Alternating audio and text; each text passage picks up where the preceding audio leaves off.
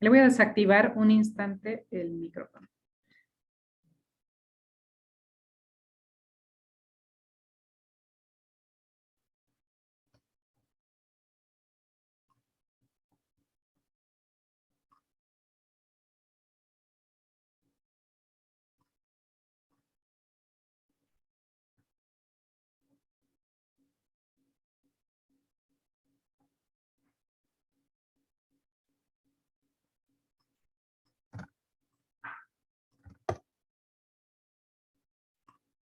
Muy buenas tardes, sean todos bienvenidos a la primera videoconferencia jurídica del curso Prisión Preventiva y Medidas Alternativas, que forma parte del programa de formación continua en garantías penitenciarias, del cual está dirigido a jueces, secretarios, ayudantes judiciales, fiscales, secretarios y asistentes de fiscalía y defensores públicos. En esta tarde nos va a colaborar el doctor Óscar Alfredo Cova Vallas, a quien le agradecemos haber aceptado nuestra invitación para participar como ponente de esta conferencia. A los participantes les recordamos que el link de registro de asistencia automatizado ya está indicado, está copiado en la sección chat de este Zoom. Ustedes, para registrar su asistencia únicamente deben dar clic en el link y registrar allí sus datos. Si tienen inconvenientes con la apertura del link desde la computadora, pueden intentarlo desde sus celulares. A veces la red institucional falla un poco, así que la recomendación en ese caso es copiar el link en su dispositivo móvil y registrar allí su asistencia. Les recordamos que no es necesario que escriban sus nombres de forma manual en el chat, sino que únicamente deben registrar la asistencia ingresando al link que está copiado en la sección del chat del Zoom. Les recordamos que tienen también sus micrófonos silenciados a fin de evitar interferencias e interrupciones con la exposición y la ponencia que va a realizar el doctor. Les solicitamos mantener encendidas sus cámaras, quienes tengan cámaras en las judicaturas en las que se encuentren. Y también les recordamos que si tienen dudas o inquietudes en torno a los procesos académicos que realizamos, pueden escribir al correo escuela.judicial@funcionjudicial.gov.es. Bien, el día de hoy, como les decía, contamos con la presencia del doctor Óscar Alfredo Cova Vallas, quien es abogado de los Tribunales de la República del Ecuador y magíster en Derecho Constitucional por la Universidad Regional Autónoma de los Andes, UNIANDES. Actualmente está realizando estudios de maestría en Derecho Penal, mención Derecho Procesal Penal, en la Universidad Técnica Particular de Loja. Es funcionario judicial desde 2010. Ha desempeñado funciones de ayudante judicial, oficial mayor y secretario relator de la Corte Provincial de Justicia de Tungurahua. Es ex juez de garantías penales y multicompetente penal de la Corte Provincial de Justicia del Guayas, ex juez multicompetente y actualmente es juez multicompetente penal de la Corte Provincial de Justicia de Imbabura. Tiene la palabra el doctor Óscar Cova, quien nos va a socializar la sentencia de la Corte Constitucional número 0007-18-JH de 27 de enero de 2022 sobre la acción de habeas corpus para personas con enfermedades mentales, la prisión preventiva como última ratio y la medida de seguridad a favor de las personas declaradas inimputables. Bienvenido, doctor. Gracias. Muchas gracias, doctorita Angelia Avilés. Gracias a la Escuela de la Función Judicial también, pues, por aperturar este espacio para poder compartir con los compañeros administradores de justicia, señores fiscales, defensores públicos y compañeros funcionarios de la función judicial. Bien, ante todo, permítanme hacerles llegar un fuerte abrazo virtual, un fuerte saludo también a la distancia a todos quienes han formado parte de esta trayectoria en la función judicial, a todos los compañeros de la provincia de Tungurahua, del Guayas y obviamente también de la provincia de Imbabura, con quienes he podido compartir en estos años varias circunstancias, especialmente laborales, ¿no? Y así como también a todos los que están aquí presentes, pues que tenemos el gusto de conocernos de forma virtual el día de hoy. Bien, en lo que respecta a la socialización que se me ha pedido, les voy a compartir la pantalla en este momento, tiene que ver específicamente con la sentencia 7-18-JH y acumulados 2022, en el que respecta a la prisión preventiva a personas con enfermedad mental. de la cual la jueza ponente ha sido la doctora Carla Andrade Quevedo, y el caso obviamente ya se lo dejó indicado.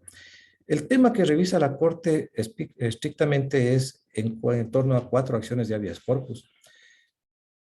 Revisándose esto, que estas personas han presentado un cuadro de una enfermedad mental de esquizofrenia. En contra de estas personas, obviamente, las autoridades pertinentes encargadas de esa flagrancia en ese momento hubieran dictado una prisión preventiva y estas personas, por ende, fueron privadas de su libertad. La Corte Corte Constitucional finalmente determina que ante esa prisión preventiva que se les dictó, hubo vulneración de los derechos de su integridad personal y por ende de su salud mental. Dentro de esta sentencia, ellos como Corte Constitucional van dando las observaciones y las explicaciones pertinentes de por qué estiman que hubo una violación a sus derechos a la integridad personal y salud mental. Obviamente de estas observaciones se pueden determinar cuáles son los parámetros que deben ser observados por los juzgadores, los operadores de justicia. Ahora bien, dentro de esta resolución, la Corte Constitucional establece claramente dentro de esta resolución cuáles son las garantías de repetición, de no repetición, pues, que debe existir. Y dentro de ellas dispone en el numeral 6, literal A, y en el I, que dentro del plazo de 6 meses desde la notificación de la presente sentencia, se deberá la misma socializar entre todos los jueces fiscales a nivel nacional, con la finalidad, pues, de que se dé cumplimiento a esta resolución. Ya dentro de la decisión propia, la Corte Constitucional declara, voy a mover algo aquí nomás, declara que la privación de la libertad de las personas identificadas como David Piñas Delgado González, Julio Néstor Chávez Dávila, Kevin Alexander Coronel Quintuña e Iván Fernando Bustamante Ojeda fue ilegal y arbitraria, y en consecuencia esto vulneró los derechos a la integridad personal y la salud mental de estos accionantes. Obviamente estas personas presentaron dentro de un proceso los habeas corpus respectivos para recuperar su libertad, de la cual ellos consideraban que estaban siendo vulnerándose sus derechos. Pero esto tiene como antecedente, obviamente, que ellos fueron privados de su libertad en una presunta situación de flagrancia y obviamente trasladados ante un juzgador competente en las 24 horas que lo determina así el Código Orgánico Integral Penal. Y una vez que el juzgador encargado resolvió esta situación jurídica, calificando como legal la aprehensión, como la flagrancia del hecho respectivo que hayan estado en cursos, acogiendo la petición del señor agente fiscal o señora agente, les dictó una prisión preventiva. Y la Corte determina que se debió haber analizado también ese grado de presunta enfermedad, y especialmente la esquizofrenia, que es la que se analiza aquí. Y señala que los juzgadores de primera instancia, al momento de esta audiencia de flagrancia, no verificaron ese particular. Y claro, se les privó de la libertad, se les ordenó una prisión preventiva, las cuales inclusive de la misma resolución que vamos a ver más adelante, se interponen recursos de apelación, no son aceptados. La misma acción de habeas corpus, que en primera instancia no es aceptada, en segunda instancia tampoco es aceptada, y posteriormente pues llega a conocimiento de la Corte Constitucional. Ahora bien, en este aspecto quiero pasarme a esta circunstancia. Todos conocemos acerca de lo que nos habla las garantías y principios rectores del proceso penal.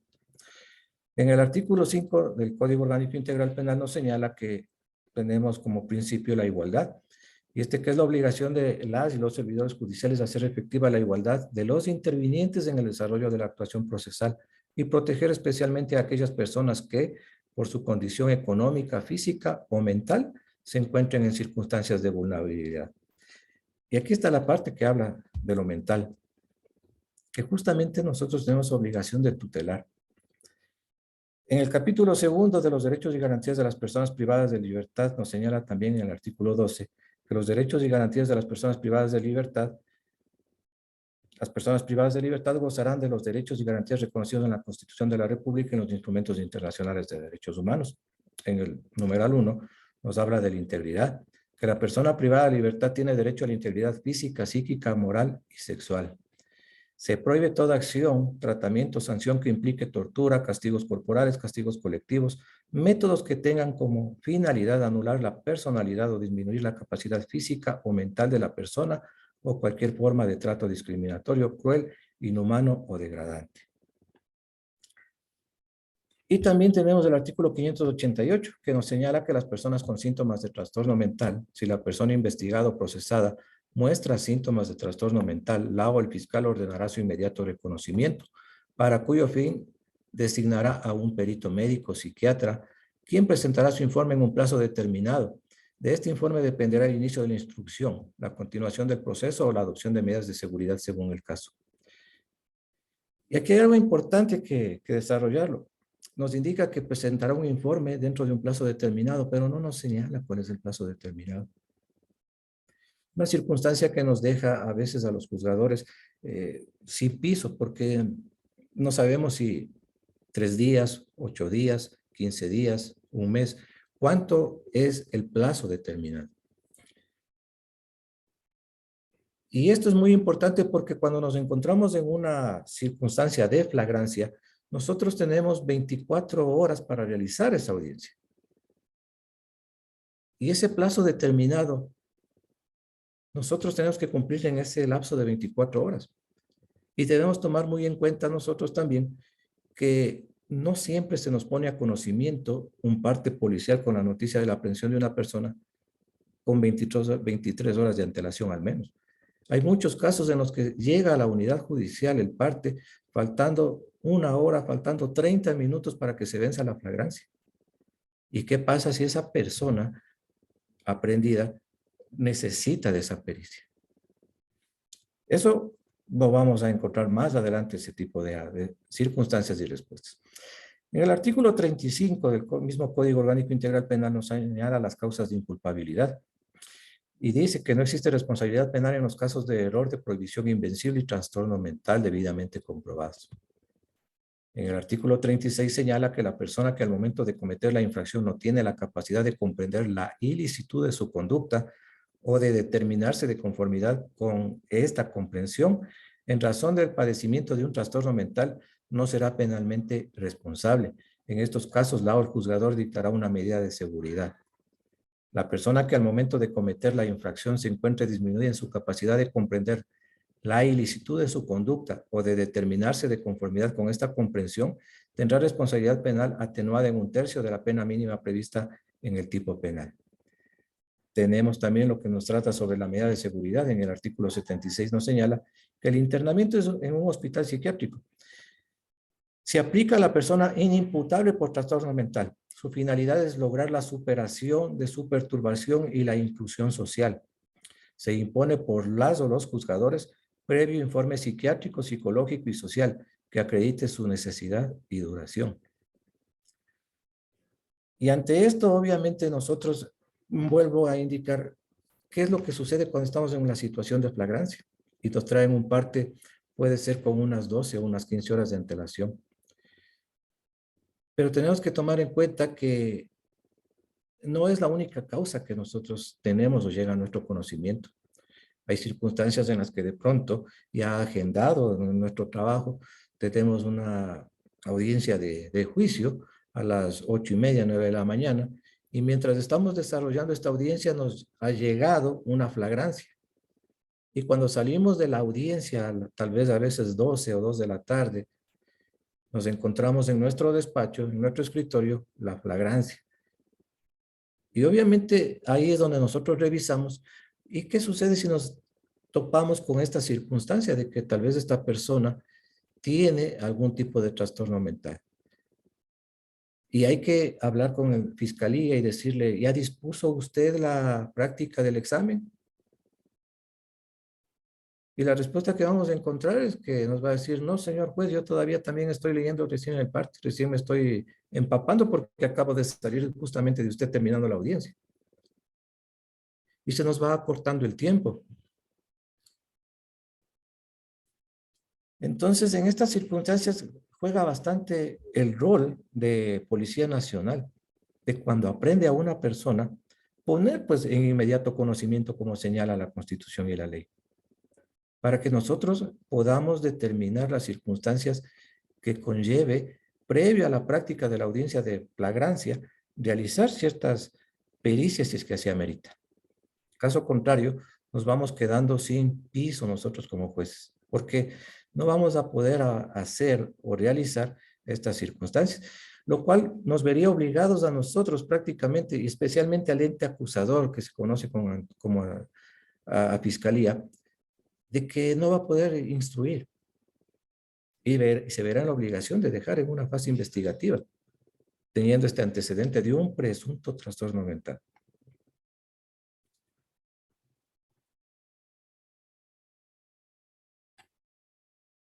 Bien, en este aspecto quiero indicarles algo también. En el Manual de Derecho Penal Ecuatoriano del doctor Ernesto Albán Gómez, están las señaladas las páginas que ustedes pueden observar, el doctor nos hace las siguientes indicaciones en su obra. La concepción psicológica de culpabilidad. Y nos dice claramente que esta es la posición clásica en la que el análisis subjetivo de la conducta del individuo que constituye el acto típico y antijurídico se realiza con un enfoque exclusivamente psicológico.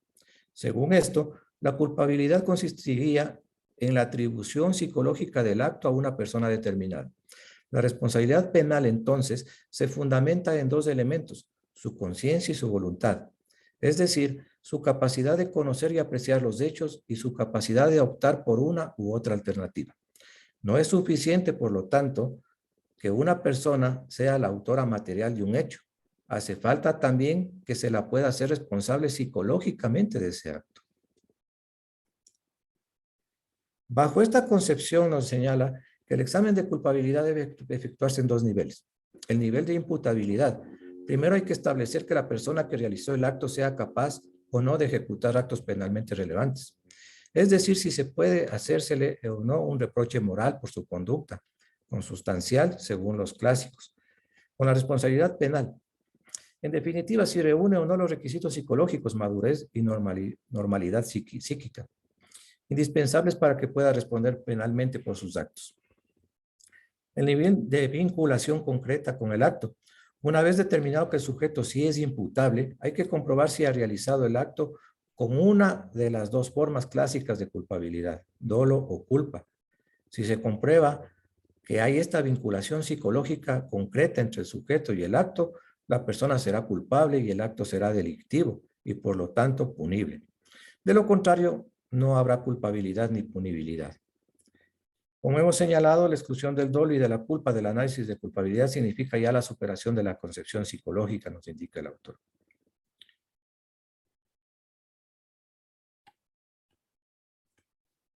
Ante estas circunstancias tenemos las situaciones de inimputabilidad y nos determina que en términos generales de derecho a la capacidad es la regla general y la incapacidad es la excepción. Asimismo, en el orden penal, la regla general es que las personas son imputables y solo por excepción no lo serán aquellas que la ley penal considere inimputables. Es decir, en este caso en especial, las personas con algún trastorno mental.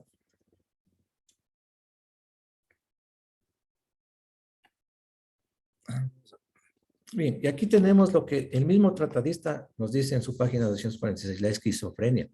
Es una de las enfermedades mentales de origen endógeno que claramente corresponde al concepto de trastorno mental. En su forma más grave, se caracteriza por provocar importantes perturbaciones en la afectividad y el pensamiento, lo cual trae como consecuencia una pérdida de contacto con la realidad, ideas delirantes y trastornos de la percepción. Quienes la sufren pueden manifestarse con actos de violencia.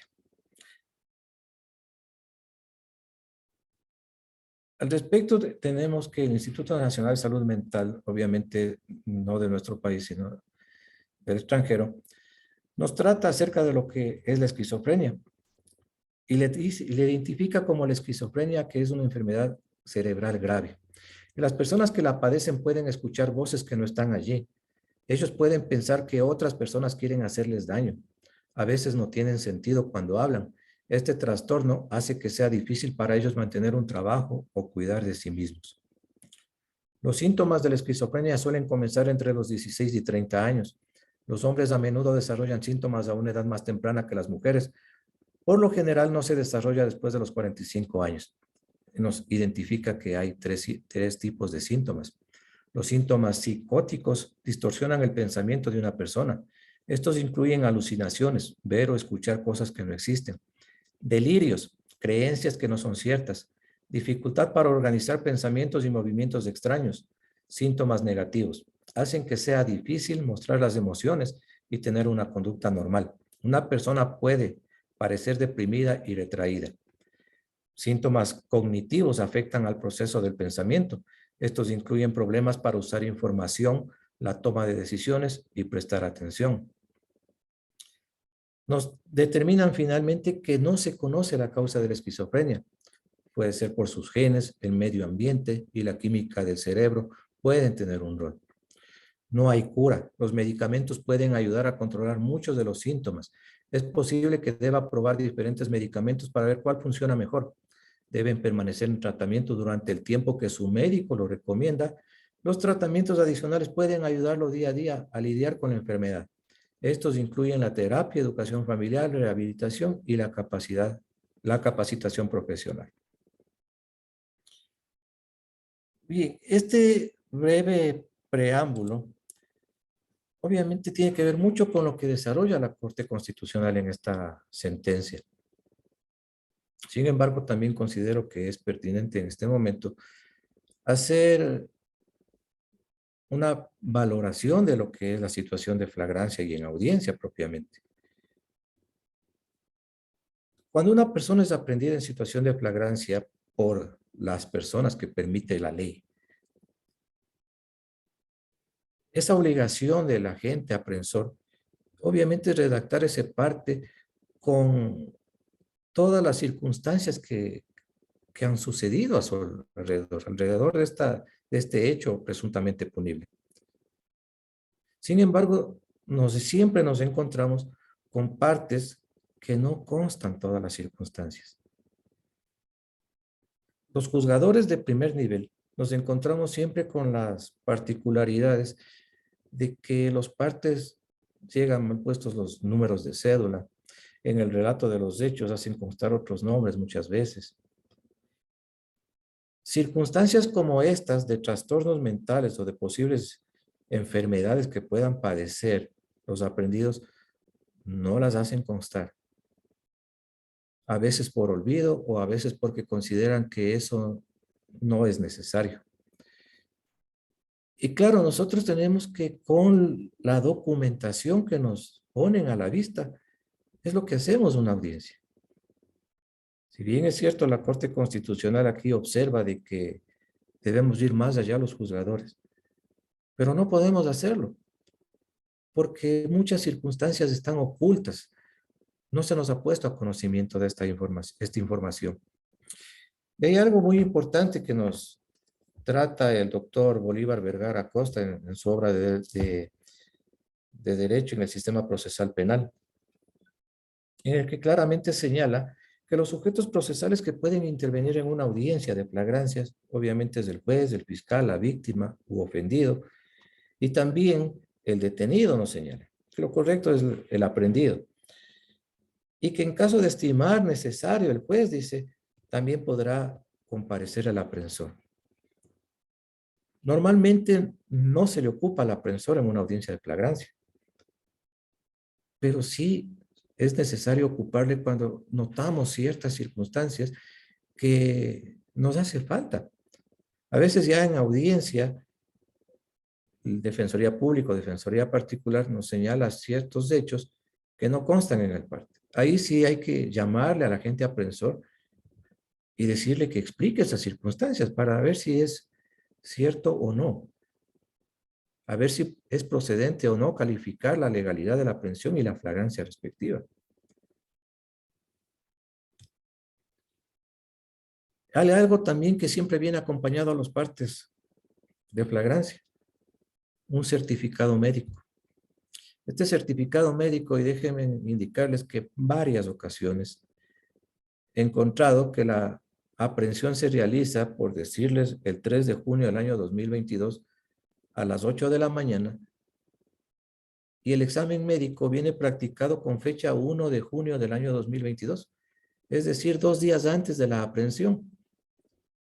Siempre ha sido refutado ese particular. ¿Por qué los agentes practicaron un examen, o bueno, el hospital, el médico de turno, practicó un examen 2 días antes de que sea aprendido? ¿Cómo puede pasar eso? Al final del día podemos establecer de que es un lapsus calami que comete el médico, alguna circunstancia, pero todo eso debe ser arreglado o debe ser subsanado, sería lo correcto, previo presentar la documentación. Y no ya de que se aboca conocimiento, o más aún de que ya se está realizando una audiencia respectiva.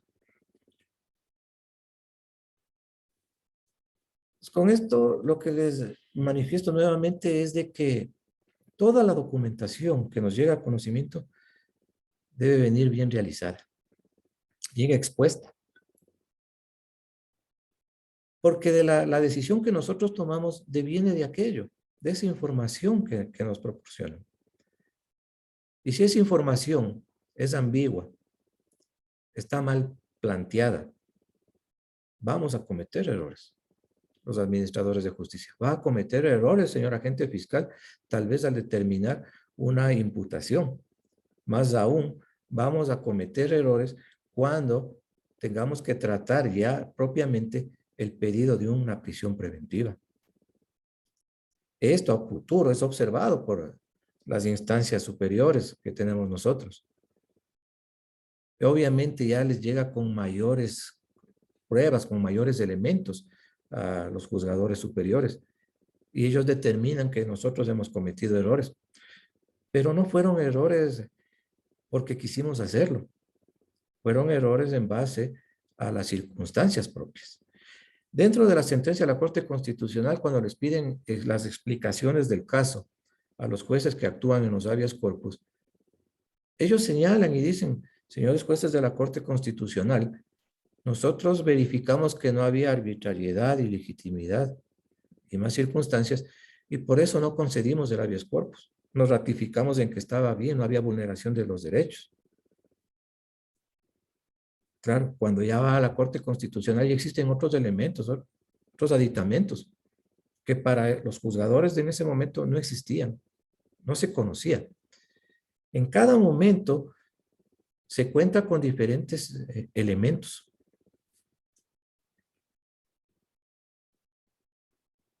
Ya entrando a lo que nos señala la Corte Constitucional, hace el siguiente análisis. En el punto 62 específicamente de la sentencia, señala que para efectos de abordar esta temática y determinar el contenido de los derechos a la integridad personal y a la salud mental de las personas con enfermedades mentales, con medidas cautelares de privación de libertad, este organismo constitucional considera apropiado abordar los siguientes temas. Las concepciones respecto a las personas con enfermedad mental, datos estadísticos respecto a la enfermedad mental, parámetros respecto al derecho a la integridad personal y de las personas con enfermedad mental privadas de libertad, parámetros respecto al derecho a la salud mental de las personas con enfermedad mental privadas de libertad, sobre el procedimiento a seguir en el caso de detención de una persona con enfermedad mental y análisis de las acciones de habeas corpus. Todo esto es lo que estudia la Corte para tomar esa decisión de la existencia de vulneración de derechos de las personas que se dejó indicado al inicio. La Corte señala que la persona con enfermedad mental, y en el numeral 63 de la resolución, señala que la Constitución reconoce en el artículo 35 a las personas privadas de libertad y a las personas que sufren una enfermedad catastrófica o de alta complejidad o con discapacidad como personas pertenecientes a grupos de atención prioritaria y dispone que el Estado preste especial protección a las personas en condición de doble vulnerabilidad. En el 64, la definición de persona con discapacidad que contiene la CDPD 2008 incluye a aquellas que tengan deficiencias físicas, mentales, intelectuales o sensoriales a largo plazo, que al interactuar con diversas barreras puedan impedir su participación plena y efectiva en la sociedad, en igualdad de condiciones con las demás. Además, estableció que las personas con discapacidad deben gozar del más alto nivel posible de salud, sin discriminación por su discapacidad. En este sentido, la abogada especialista de Derechos Humanos y Criminología, Vivian Monteiro, señala que las discapacidades son reconocidas como una de las tantas diversidades que existen entre los seres humanos y no pueden ser factor de menoscabo de la dignidad, de los derechos y de las oportunidades para estas personas. En definitiva, la Convención refleja en su texto el espíritu del modelo social o de barreras sociales, de comprensión de la discapacidad. También nos establece que se debe asegurar que las personas con discapacidad que se vean privadas de su libertad en razón de un proceso tengan, en igualdad de condiciones con las demás, derecho a garantías de conformidad con el derecho internacional de los derechos humanos y obviamente, perdón, a ser tratadas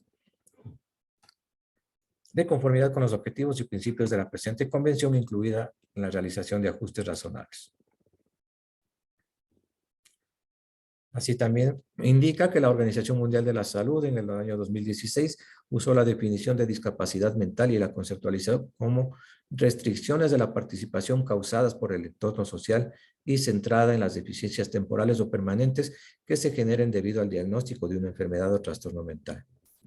En Ecuador, el COIS del año 2014, en el artículo 36, justamente que lo observamos anteriormente, dentro de la sección tercera titulada Culpabilidad, conceptualiza a quien sufre de un trastorno mental como aquella persona que al momento de cometer la infracción no tiene la capacidad de comprender la ilicitud de su conducta o de determinarse de conformidad con esta comprensión, en razón del padecimiento de un trastorno mental, o que al momento de cometer la infracción se encuentra disminuida en su capacidad de comprender la ilicitud de su conducta o de determinarse de conformidad con esta comprensión.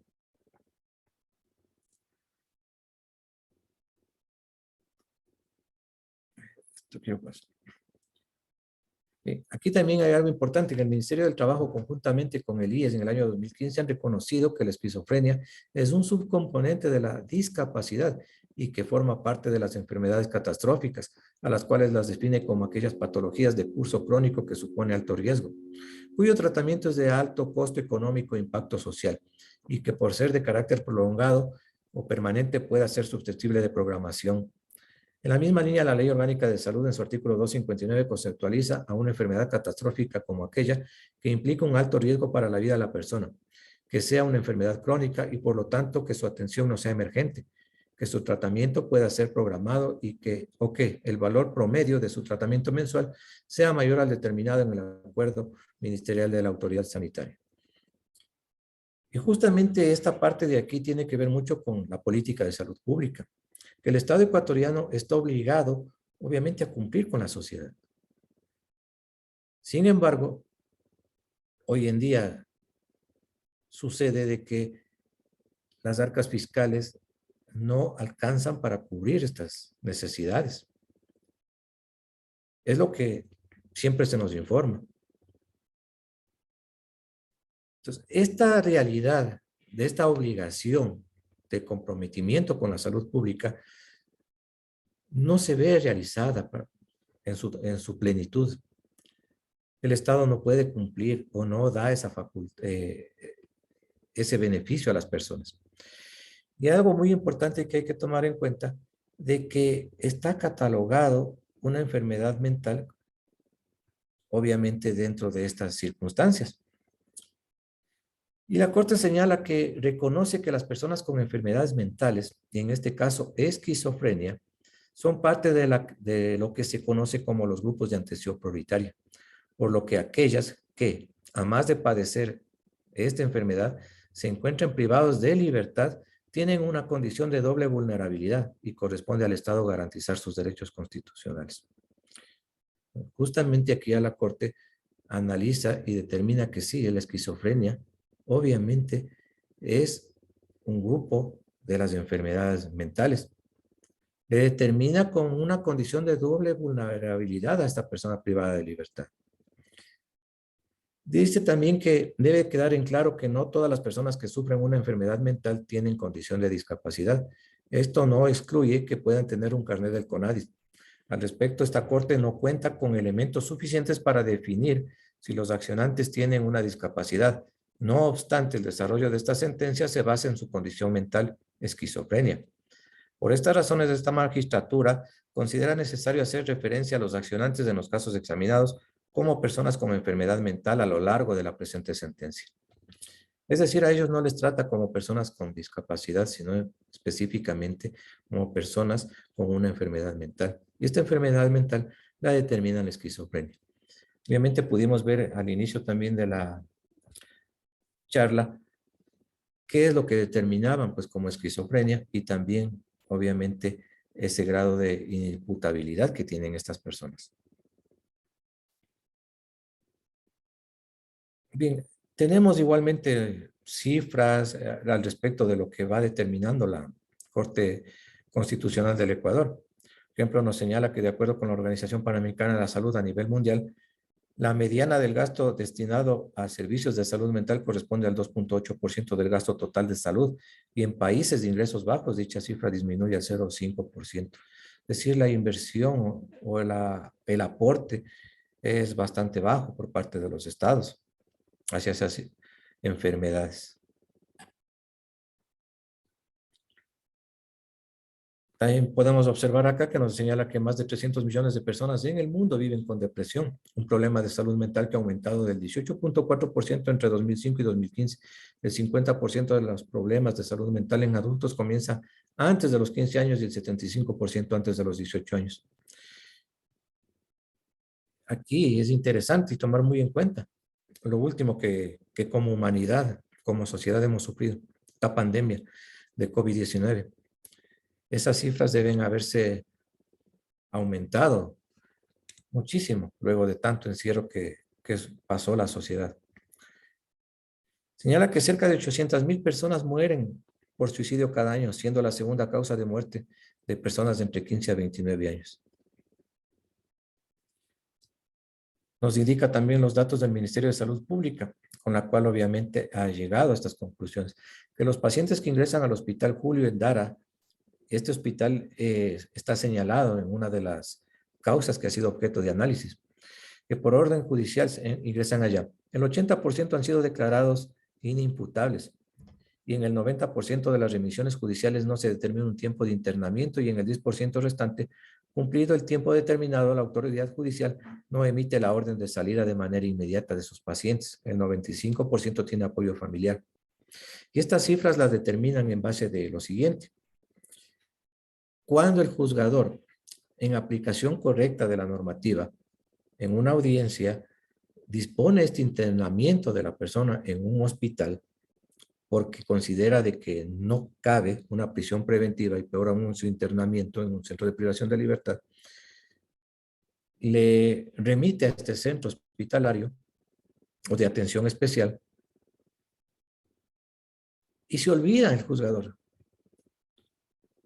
sea por diferentes circunstancias, excesiva carga laboral, el juicio se traspapeló o otras circunstancias. Y esta persona permanece ahí indefinidamente. Y como indica acá, no se emite la orden de salida de manera inmediata. Entonces ahí es la obligación del juzgador, porque eso también nos determina en esta sentencia, que debe haber el seguimiento del juzgador. Cuando emite esta disposición de remisión, debe estarle realizando esa verificación de qué es lo que sucede. Dentro de uno de los casos, existe que el juzgador está al tanto de esta persona privada en un centro psiquiátrico y que luego de la certificación del médico correspondiente emite la boleta de libertad para que ya salga de este centro. Obviamente ahí también hay que tomar muy en consideración que estas personas pueden estar en libertad con un debido tratamiento, el tratamiento ambulatorio que lo llaman, y con la debida medicación respectiva.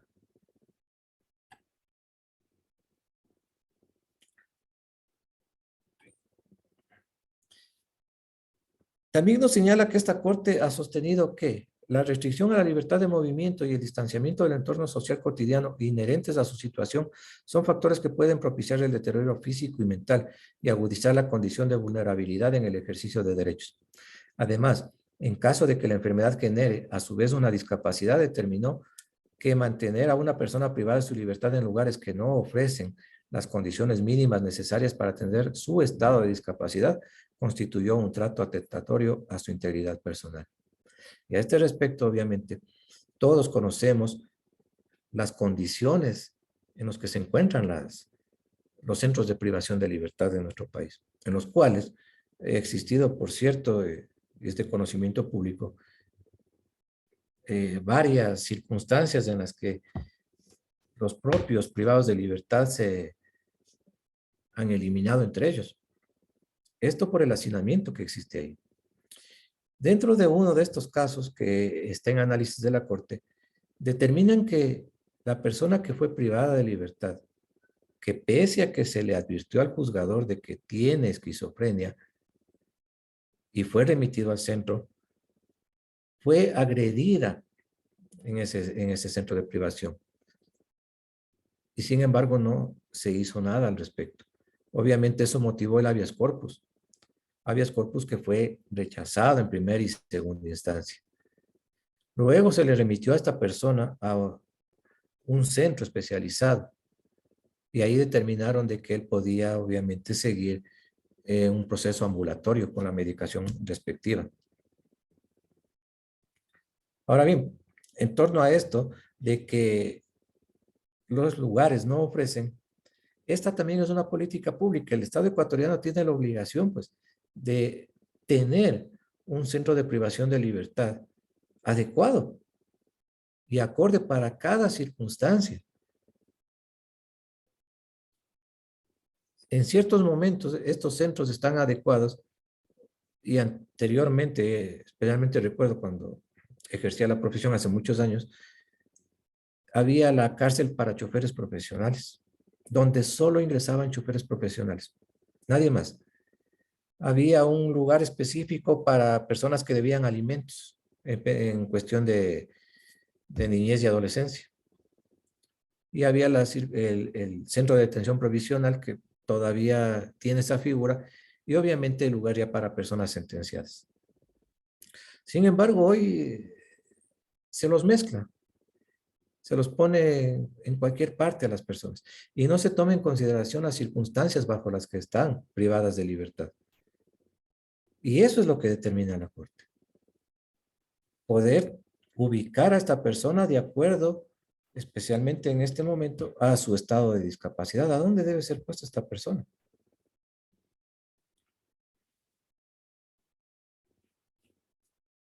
También nos señala que es necesario considerar que para las personas que sufren de una enfermedad mental, el solo hecho de encontrarse privadas de libertad por disposición de una medida cautelar en un CDP o centro de rehabilitación social puede ser una forma de penuria, restricción o tortura psicológica, que además puede significar un riesgo para el enfermo o las personas que comparten su encierro. Por lo que esta Corte Constitucional hace suyo el criterio de la CIDH de que al privar de la libertad a una persona con enfermedad mental y no otorgarle un tratamiento médico adecuado, puede llegar a considerarse un trato inhumano y degradante, que incluso puede llegar a convertirse en tortura psicológica o una sanción adicional dada su condición. Y claro, recordemos que una persona que sufre esquizofrenia no es dueña de sus actos. Como bien observamos al inicio, esta persona puede estar triste, puede estar contenta, no es expresiva. A eso, ¿cómo lo considerarán el resto de personas que están privadas de libertad en compañía de esa persona en la misma celda? Y con hacinamiento, por supuesto. 20, 30 personas en ese lugar, en ese cuarto, y se encuentran con una persona que, para su parecer, está actuando bien. Para el parecer del otro privado de libertad, eso puede ser una ofensa de pronto. Y claro, la reacción que van a tener, tal vez de agredirle a esa persona. Eso es lo que se tiene que tener muy en consideración también. Nos hace el respectivo análisis del derecho a la salud de las personas con enfermedades mentales privadas de la libertad. Y nos dice claramente que la Constitución reconoce el derecho a la salud en su artículo 32 en los siguientes términos. La salud es un derecho que garantiza el Estado, cuya realización se vincula al ejercicio de otros derechos, entre ellos el derecho al agua, a la alimentación, la educación, la cultura física, el trabajo, la seguridad social, los ambientes sanos y otros que sustenten el buen vivir. Pero en la práctica, obviamente vemos que no sucede aquello. El Protocolo de San Salvador en su artículo 10 indica la Corte, y el Pacto Internacional de Derechos Económicos, Sociales y Culturales en su artículo 12 contempla el derecho a la salud como el disfrute del más alto nivel de bienestar físico, mental y social. Asimismo, la OMS se refiere a la salud como un estado de complejo bienestar físico, mental y social, y no solamente la ausencia de afecciones o enfermedades. Es decir, que se ratifica plenamente ese deber que tiene el Estado ecuatoriano con la sociedad, y más aún con las personas que pese a que hayan cometido alguna circunstancia delictual, también es que tienen derechos. Y ese derecho, pues, obviamente es a estar privados de libertad en un lugar donde gocen de todas esas garantías que les ampara la Constitución y la ley.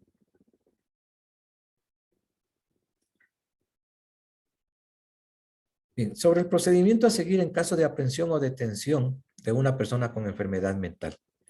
La Corte determina que, teniendo en cuenta lo descrito hasta aquí, existen parámetros de nuestro marco jurídico e instrumentos internacionales que deben ser observados por los juzgadores respecto a la aprehensión o detención de una persona que sufre una enfermedad mental con el fin de garantizar sus derechos constitucionales, especialmente a la salud y a la integridad.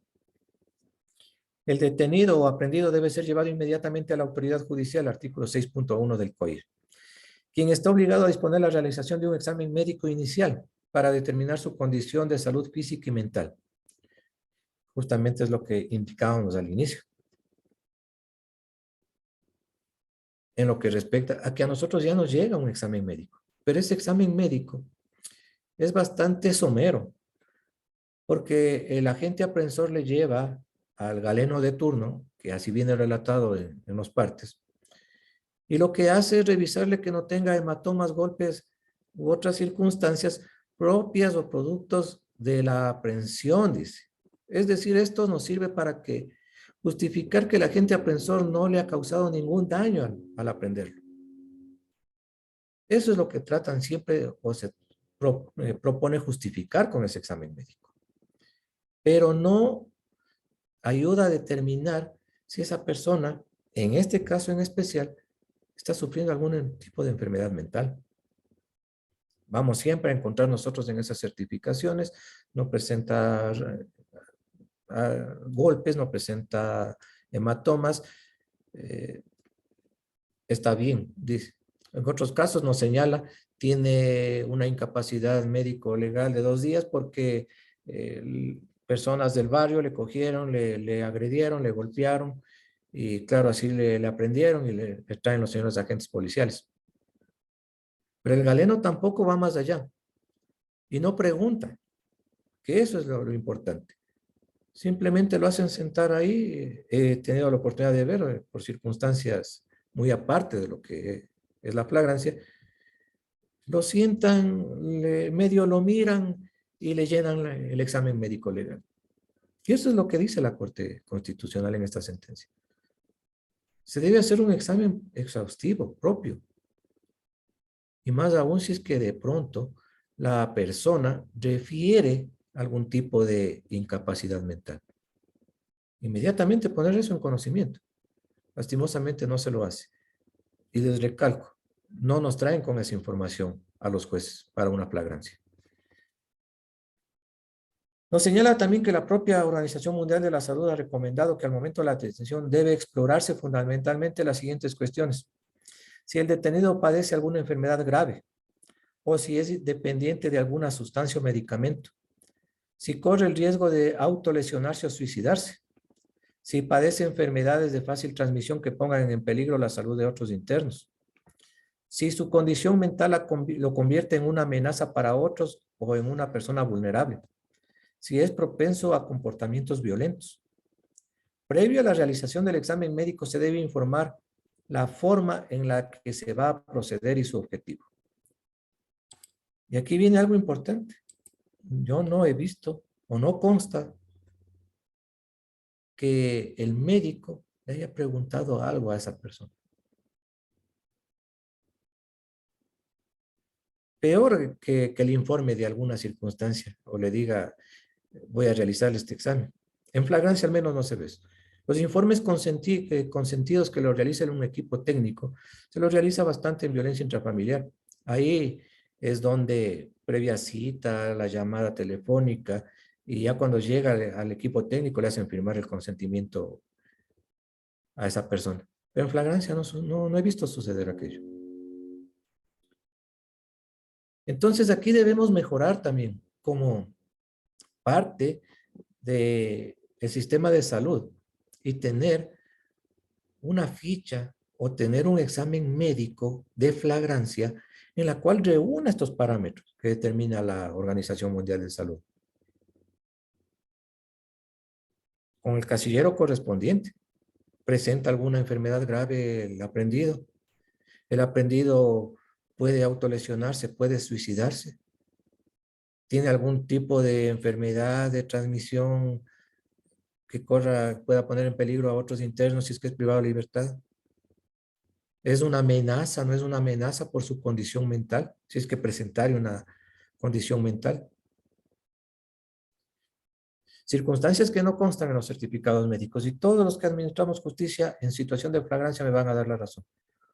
Viene siempre un certificado médico bastante simple.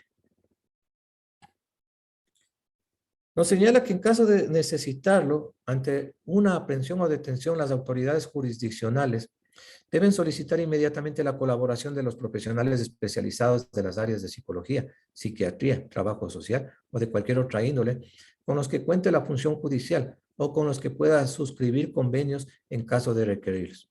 Por esta razón, el Consejo de la Judicatura promulgó las guías para el conocimiento de delitos cometidos por personas con trastornos mentales, que en su punto 4.1 desarrolla que para los delitos flagrantes la persona procesada debe ser sometida a un examen médico general en las unidades de flagrancia, zona de aseguramiento, por personal médico previo a la audiencia de flagrancia. Muy interesante es este tema de tener la guía para estas circunstancias, pero la práctica es otra realmente. Porque primerito no tenemos una zona de aseguramiento dentro de las unidades judiciales. Este particular desapareció.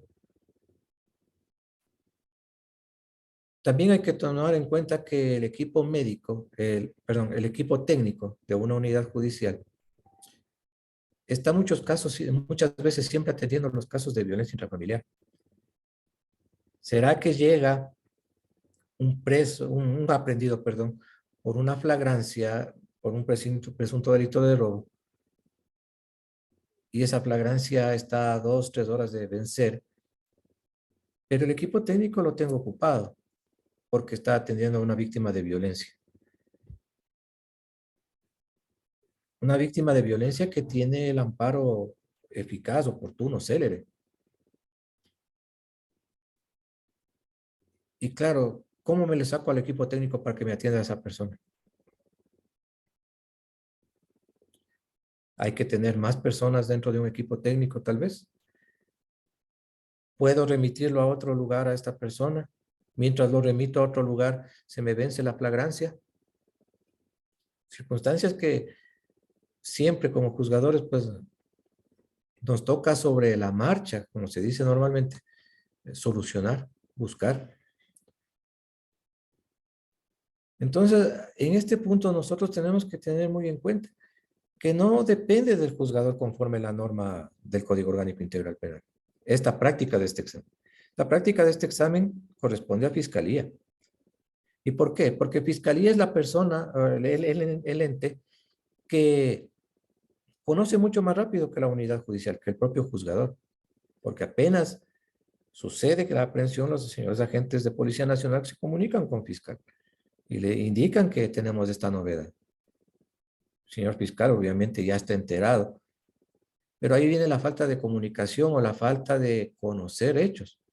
Si al fiscal no le comunican que esta persona está indicando, aduciendo que presenta algún cuadro mental, no va a poder disponer aquello.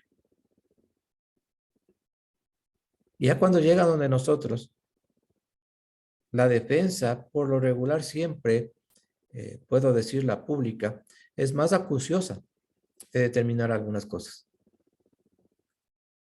La defensa particular a veces se le salta o se le va por alto muchas cosas.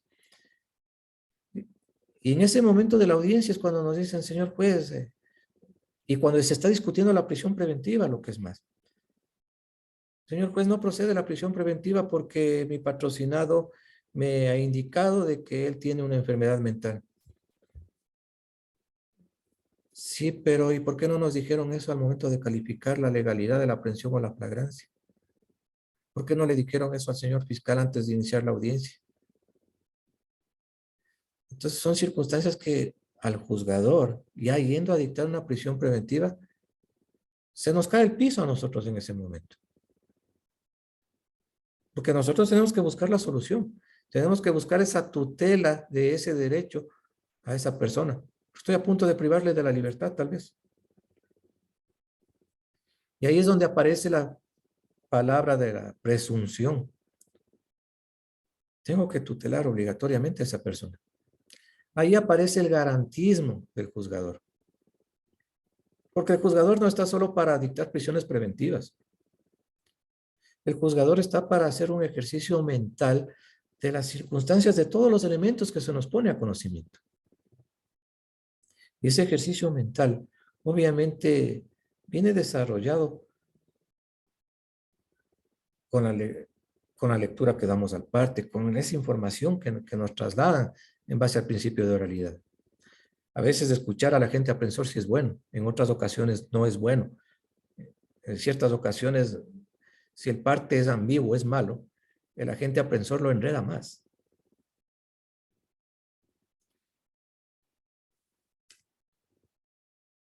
También tomemos en consideración lo siguiente. La Corte señala que de identificarse indicios o rasgos de alguna enfermedad mental, esta será considerada por Fiscalía para solicitar la medida cautelar adecuada. Ello sin perjuicio de que se requiera un reconocimiento más profundo de la situación de salud a través de un perito a fin de determinar si se da inicio o no a la instrucción fiscal, como lo establece el artículo 508 del COI, que dimos lectura al inicio. Si la persona investigada o procesada muestra síntomas de trastorno mental, la o el fiscal ordenará su inmediato reconocimiento, para cuyo fin designará a un perito médico psiquiatra, quien presentará su informe en un plazo determinado. De este informe dependerá el inicio de la instrucción, la continuación del proceso o la adopción de medidas de seguridad según el caso. Este examen que realice el perito médico debe ser efectivo para la detención del estado de salud, para la detección, del estado de salud mental de la persona. Y es justamente lo que indicábamos. Este examen médico, que debe ser dispuesto por el señor agente fiscal o señora agente fiscal, y un plazo determinado. Estamos, y pongo como ejemplo, estamos a 15 horas que se venza la flagrancia, ya hemos sorteado en la unidad judicial, hemos puesto la providencia respectiva diciendo que la audiencia se va a realizar a las 16 horas, como ejemplo, faltándonos unas 3 horas más para que se venza todavía. Y el informe no llega. La pregunta, señor fiscal, sí, ya dispuso. Sí, señor juez, ya dispuse, pero no tengo peritos, que es algo que pasa todos los días. El perito está de vacaciones, el perito se enfermó, el perito renunció, el perito ha sido suspendido, destituido. No tengo. Estoy buscando otro perito de otro cantón para que me ayude. Estoy buscando a alguien de un hospital para que me ayude. Señor fiscal, pero ya va a ser la hora de audiencia. Llega la hora de audiencia, no hay el informe. ¿Qué corresponde? Diferir la hora de audiencia. En ciertos momentos y en la práctica me ha tocado a mí diferir la hora de la audiencia a unos 15 a 20 minutos antes de que se venza la flagrancia. ¿Y por qué lo hago así? Porque la calificación de la flagrancia y legalidad de la aprehensión debe ser en las 24 horas, obviamente. No puedo yo llegar a la audiencia faltando unos 5 minutos, porque en el camino se me vence la flagrancia. Porque no es que hay que tener instalada la audiencia en las 24 horas. Hay que haber calificado la legalidad de la aprehensión y la flagrancia en esas 24 horas. A veces he escuchado, no importa, ya está instalada la audiencia en las 24 horas. No, considero que no funciona así. Y esto es importante porque nos señala también, que obviamente dentro de esta consideración que hace la Corte, y en base al articulado del 588, es el que determina el inicio de la instrucción fiscal o la continuación del proceso, dice, o las medidas de seguridad. Obviamente, llegó este informe dentro del término respectivo. La obligación del juzgador es calificar la aprehensión de legal y la flagrancia. Algunos he escuchado varias veces decir, no, si ya está el informe y esta persona, hay la presunción de que es inimputable porque sí tiene un trastorno psicológico, ya no hay que hacer nada. No, sí hay que calificar la legalidad de la aprehensión, porque está hecho por una persona autorizada para ese fin. ¿Hay que calificar que es flagrante el hecho?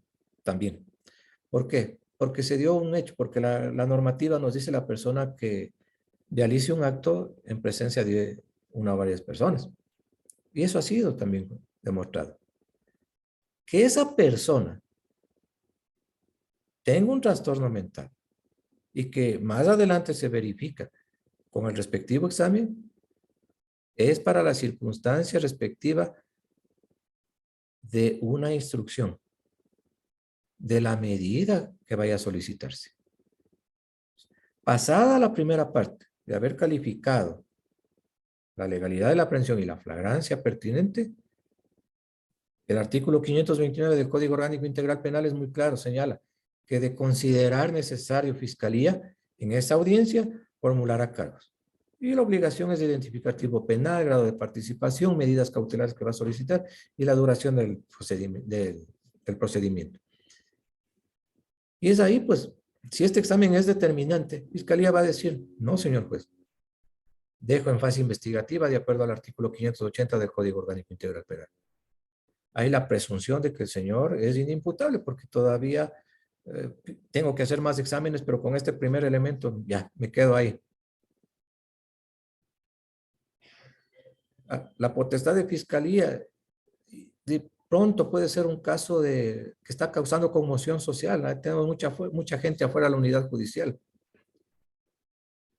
Es obvio que fiscalía se va a ver presionada. Va a tener que formular cargos a su criterio. Porque si salgo de esta audiencia y digo que no formule cargos, de afuera tengo 300 personas, van a justiciarme a mí allá afuera. Pero ahí entra el garantismo. Y ahí entra esa objetividad que caracteriza a Fiscalía, que siempre lo decimos en las audiencias. Si no tengo elementos sólidos, no acuso. A veces pensamos o le tenemos recelo a que luego de una decisión, de una actuación que nosotros tomemos, mañana salimos en primera plana en el periódico. Juez Cova hizo esto. Dejó libre a un señor que estaba traficando drogas, haciendo daño a la sociedad, a los niños, y dejó libre. Pero ¿por qué no ponen que esta persona, y como ejemplo lo hago, se determinó que tenía una enfermedad de salud en su mente y que por eso se le dejó en libertad? Por eso no acusó fiscalía de pronto. Pero siempre a los juzgadores, nadie me va a dejar mentir, nos empapelan con la parte negativa. Las cosas buenas nunca nos ponen. Y eso creo que todos me van a dar la razón en ese aspecto.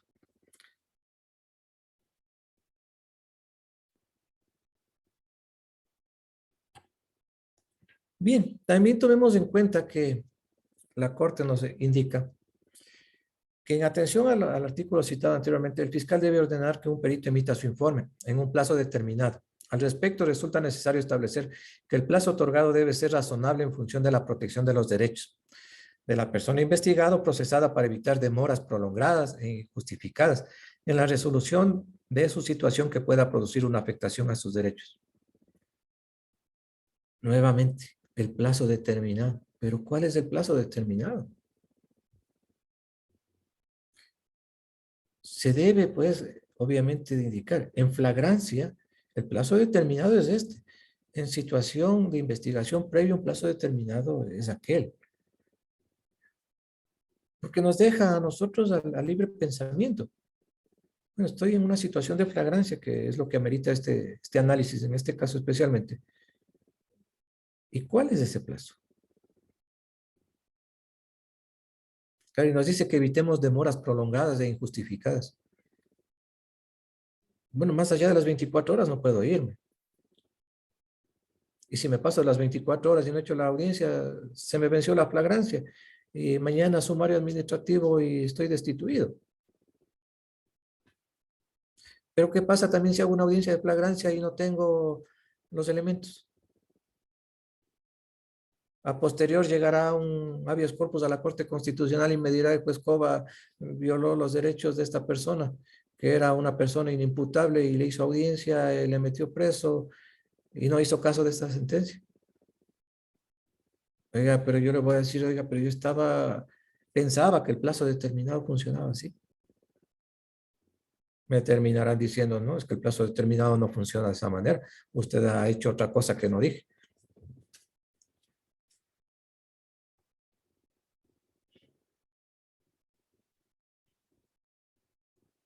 En el numeral 111 nos señala que lo dicho concuerda con el artículo 77, numerales 1 y 11 y 84 de la Constitución, que dispone que la medida cautelar de privación de libertad de una persona debe ser dictada por los juzgadores como última opción, primando aquellas medidas que no restringen la libertad de la persona y que a su vez aseguran la finalidad de la medida, por lo que no se encuentra justificado que, ante la existencia de informes médicos con indicios de enfermedad mental, se opte por ordenar medidas privativas de libertad en centros ordinarios de detención provisional o rehabilitación social. Y aquí ya le empieza a indicar a los operadores de justicia que la prisión preventiva es de última ratio. Y es algo que siempre es discutido en todas las audiencias. Todas. Los abogados defensores de la persona aprehendida o procesada ya en su momento señalan siempre: señor juez, no se acoja la prisión, la medida cautelar de prisión preventiva solicitada por fiscalía porque esta es de última ratio. Y en eso se quedan. Pero no desarrollan porque es de última ratio. No determinan tampoco los requisitos que establece el artículo 534 del Código Orgánico Integral Penal y que en su última reforma obviamente puso más circunstancias, ¿no?, a las que debe demostrar fiscalía. ¿Por qué ahí sí justamente se genera que esta prisión preventiva sea de última ratio? Recuerdo en alguna ocasión un señor agente fiscal en audiencia me dijo: señor juez, los hechos son estos, acuso el grado de participación del señor con tal tipo penal, el grado de participación es este, pido prisión preventiva porque están reunidos los requisitos del artículo 534. La instrucción fiscal va a durar 30 días, muchas gracias, y se sentó. La palabra que le di al abogado, el ciudadano ya procesado en ese momento: señor juez, ¿y la motivación? ¿Dónde está la motivación? Esto antes de la reforma, desde luego. Esto por el año 2016 o 17. Señor juez, ¿qué motivación? Yo pido la inmediata libertad de mi patrocinado, me indicó. Claro, y el abogado, que fue un defensor público, me motivó bastante, ¿no? Y claro, tuve que indicarle pues al señor agente fiscal y llamarle la atención como en efecto correspondía. Usted me viene a pedir una prisión preventiva de última ratio argumentándome que de acuerdo al artículo 534. En primer momento, la prisión preventiva no se pide de acuerdo al artículo 534. Se pide en base al numeral 6 del artículo 522. Ahí está la prisión preventiva. Esa prisión preventiva es motivada con el artículo 534, una vez que reúne todos sus requisitos. Y hoy por hoy tenemos que para pedir o para dictar esa prisión preventiva, Fiscalía tiene la obligación de haber agotado y de demostrar en audiencia que las otras medidas no son suficientes. Y no basta con que venga y diga, señor juez, la prohibición de salida del país no es suficiente, no basta. La presentación periódica, él no se va a presentar. El grillete, no hay grilletes en el país para poner. Hay unos 30 que ya están ocupados. Y lo típico es, es necesario privarle de la libertad para que comparezca a las otras etapas, para que asegurar su presencia en juicio. Y en la que siempre le pegan es en la que la pena es superior a 1 año. Ahí sí no hay discusión. Pero motíveme el resto. Porque si es de última ratio, como en efecto lo es, tengo que comprobar y justificar todas las otras cosas. Y en muchos momentos nos dejan, yo siempre lo digo así, a veces nos dejan sin piso a los jueces, porque no nos motivan. Entonces, si se va a motivar una prisión preventiva, deben darnos todos esos elementos a nosotros, porque caso contrario, prácticamente nos trasladan esa circunstancia de análisis. Porque cuando nosotros dictamos una prisión preventiva, valoramos y sopesamos lo que dijo Fiscalía y valoramos lo que dijo la defensa del ciudadano procesado. En muchos casos nos argumentan con los famosos nexos comunitarios de arraigos sociales, laborales, domiciliarios, que siempre nos dicen de que en ninguna parte de la ley esto está indicado que se deba presentar. Sí, no lo hay. Pero esto ayuda a destruir la tesis de Fiscalía. Porque cuando el fiscal dice, señor juez, el ciudadano está acostumbrado a salir del país y lo hace una vez por mes y sale a Colombia por la frontera respectiva terrestre, ya me está indicando y me está diciendo si hay un posible peligro de fuga. Pero la otra parte me dice, señor juez, el señor sale porque es comerciante. Sale 2 días y al tercer día ya está aquí de regreso. Y eso lo demuestro con el movimiento migratorio. Él siempre regresa, está aquí. Tiene su domicilio aquí, tiene su propio negocio aquí. Lo va destruyendo la tesis de Fiscalía con los nexos comunitarios.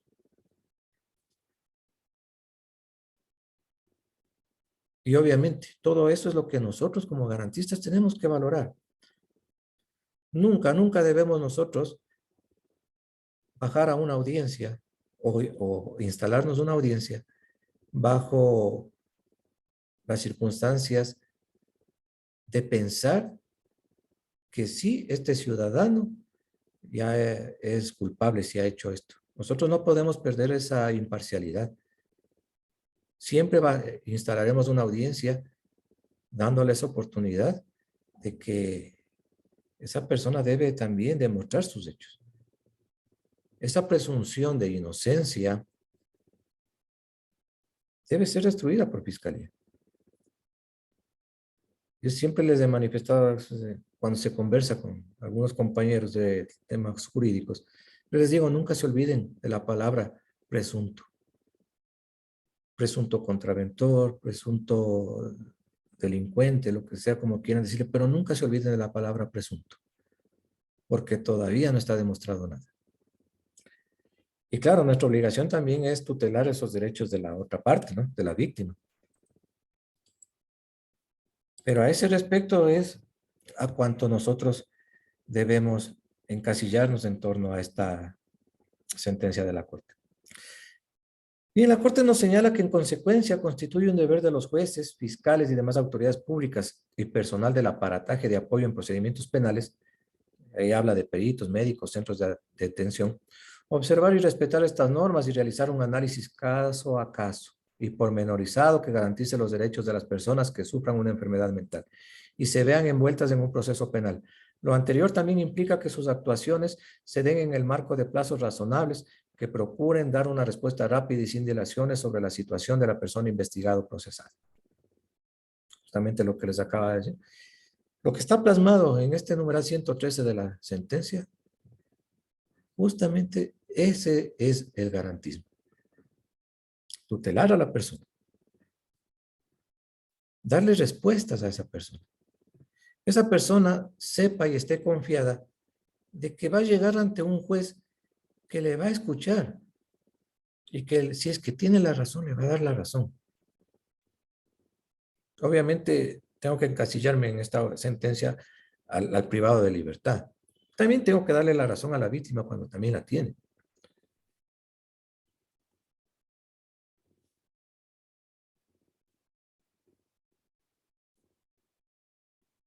Bien, en este sentido voy a tratar de ir un poco más rápido por el tema tiempo. El análisis de las acciones de habeas corpus que hace la Corte. Sobre el habeas corpus y las obligaciones de los jueces constitucionales que lo resuelven. Todos sabemos lo que establece el artículo 89 de la Constitución acerca del habeas corpus, que tiene por objeto recuperar la libertad de quien se encuentra privado de ella de forma ilegal, arbitraria o ilegítima, por orden de autoridad pública o cualquier otra persona, así como proteger la vida y la integridad física de las personas privadas de libertad.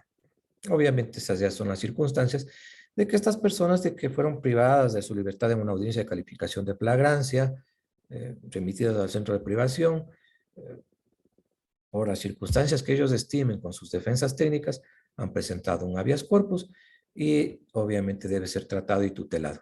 Obviamente es obligación de estas personas demostrar pues es la ilegalidad, la arbitrariedad o la ilegitimidad.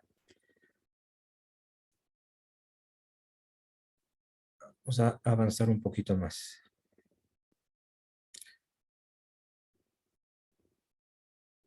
Bien, aquí tenemos el primer caso del ciudadano David Delgado.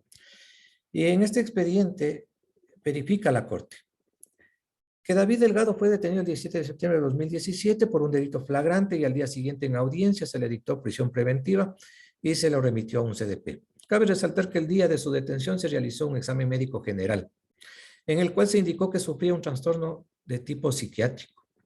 Además, su defensa presentó un informe de calificación de la discapacidad del Ministerio de Salud Pública del 6 de noviembre de 2017, el carnet de persona con discapacidad mental de 60%, emitido por el Ministerio de Salud Pública. Los certificados del IES de que se encontraba en trámite el certificado del CONADIS, la valoración neurológica y el diagnóstico de tener trastorno de personalidad, entre otros documentos. Con todo lo cual queda comprobado que David Delgado sufre una enfermedad mental y esta a su vez le ha provocado una discapacidad. Con toda esta documentación, lo privaron de libertad, señala la Corte. Una vez ingresado en el CDP fue agredido físicamente y pese a que se dio inicio a un proceso en contra de los supuestos agresores, ellos fueron sobreseídos y David Delgado permaneció detenido junto a ellos, sin ninguna medida de protección durante 4 meses. Justamente es lo que habíamos analizado y conversado anteriormente. Ingresado con documentación que presuntamente demuestra, porque tampoco es que tenemos esa certeza de que sí, porque siempre hablamos de presunción. Demuestra de que él es una persona con discapacidad mental y en los porcentajes respectivos. Fue ingresado a un centro de privación de libertad que sí, todos sabemos, conocemos. Nuestro país no tiene una cárcel que tenga buenas circunstancias para mantener a estas personas ahí. Y lo agredieron y permaneció junto a estas personas. Lo correcto, por lo menos, lo más básico hubiese sido tenerlo en otro lugar donde ellos no estén, pero junto a ellos. Y claro, dice que se evidencia que la autoridad judicial, nosotros los jueces, de primer nivel especialmente, omitió el deber de justificar apropiadamente la medida e inobservó que la Constitución dispone que esta medida será de última ratio. Tampoco consideró lo previsto en el COI y la jurisprudencia de la Corte Interamericana de Derechos Humanos respecto de que una vez identificado que la persona detenida sufre una enfermedad mental, se debe dictar la medida cautelar que se adecue a su condición menos gravosa, disponer un estudio médico más profundo y o ser derivado a un centro de salud especializado, hospital psiquiátrico. Por consiguiente, es evidente que la medida de privación de la libertad ordenada fue ilegal y arbitraria. Y claro, ¿cómo no determinar aquello por la Corte Constitucional del Ecuador? Con estas circunstancias de inobservancias de documentación presentada en audiencia de flagrancia. Esa causa, considero, no debió pasar o debió haber permanecido en una fase investigativa ante esas circunstancias. Y se provocó, obviamente, grandes daños, según la Corte Constitucional, a esa persona, al privarlo de libertad. El caso de Julio Chávez señala que Julio Chávez fue detenido, su defensa presentó un protocolo de ingreso al Hospital Julio Endara que refiere a que padece un cuadro de esquizofrenia. La historia clínica que indicaba una esquizofrenia paranoide diagnosticada desde marzo de 1987. Y el oficio del Hospital Psiquiátrico San Lázaro, en donde consta que fue hospitalizado con diagnóstico de psicosis esquizofrénica de tipo indiferenciado. De igual manera fue examinado por la doctora Gabriela Correa, quien ratificó que tenía antecedentes de esquizofrenia. Pese a ello, el juez en audiencia de flagrancia dictó medida cautelar de prisión preventiva y el señor Chávez fue trasladado a un CDP. Determina la Corte que Julio Chávez, al ser detenido, fue llevado inmediatamente a la autoridad judicial, se le practicó un examen médico general que determinó su condición mental, esquizofrenia. Se le dictó una medida cautelar privativa de libertad, de este modo similar al caso anterior. La autoridad judicial, al dictar la medida cautelar, inobservó la Constitución y el COIB y la jurisprudencia respecto a la situación de las personas detenidas que sufren una enfermedad mental, ya que al ordenar su detención en un CDP, sumado a la falta de acceso a un tratamiento médico, implicó la vulneración de los derechos a la salud e integridad de los accionantes, por lo que la medida de privación de libertad resulta ilegal y arbitraria. El caso de Kevin Coronel señala de igual forma que se dicta una prisión preventiva mediante impulso fiscal de 2 de octubre del 2019. Perdón. Fue examinado por un médico psiquiatra, quien concluyó que padecía de un cuadro compatible con esquizofrenia y que debía recibir tratamiento. Posteriormente, el 25 de octubre del 2019, se dispuso que se realice un segundo informe psicológico. Se señala que la defensa de Kevin Coronel solicitó su traslado a un hospital psiquiátrico para precautelar su salud e integridad e insistió en la realización del segundo informe psicológico. El 19 de noviembre de 2019, Kevin Coronel presenta acción de habeas corpus, la cual ahora se analiza, y recién el 11 de diciembre del 2019 se realizó la valoración médica, misma que ratificó su enfermedad mental. Señalan también que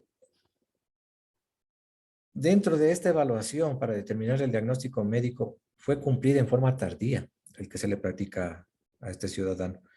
Tiempo durante el cual estuvo privado de su libertad sin contar con acceso a un tratamiento médico. Situación que violentó sus derechos a la salud mental e integridad personal. El caso de Iván Bustamante indica haber sido detenido el 5 de agosto del 2019, que se le dictó la prisión preventiva en su contra y permaneció en prisión aproximadamente 11 meses. Hay que tomar en cuenta que dice por disposición de un juez, yo por respeto no la leo de quién se trata, se lo realizó una evaluación psiquiátrica en la cual se le diagnosticó esquizofrenia y se recomendó su ingreso hospitalario para una mayor evaluación. Ese mismo día se llevó a efecto la audiencia preparatoria y evaluatoria de juicio y este juez declaró la nulidad de lo actuado por incumplirse la obligación legal de designar previamente un perito psiquiatra, al determinarse que hace 20 años sufría de esquizofrenia crónica. En este caso se observa que tampoco se efectuó una evaluación, dice, respecto a su estado de salud como correspondía al momento de su detención, inobservando las normas ya expuestas en el caso anterior. Esto conllevó a que se dicte una medida privativa de libertad en contra de una persona que sufrió una enfermedad mental y pese a su condición, permanezca detenida durante 11 meses.